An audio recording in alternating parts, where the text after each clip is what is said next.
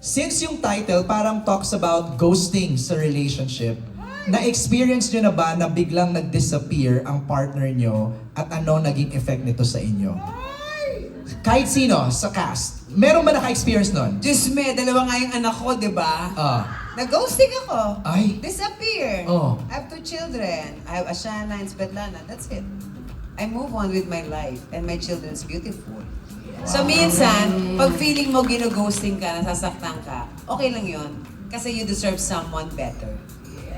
So nag-ghosting ako ng twice, iniwan ako, nag-disappear talaga as in.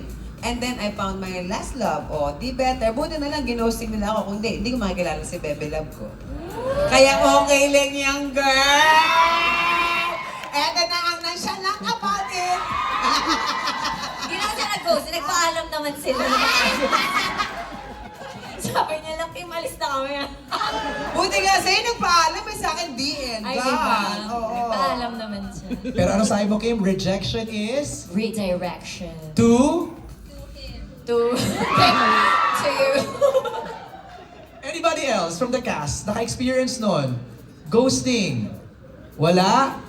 Ang gagaling nyo. Ang gagaling Ikaw. naman, ang pa-perfect na mga Ikaw, relationship. wala ka bang, naging host? Wala na, wala na, Chad. Dalawa lang. Chad! Nagpaalam din daw siya. Paalam din. Mas maganda kasi nagpapaalam. Eto nag-ghosting to the set eh.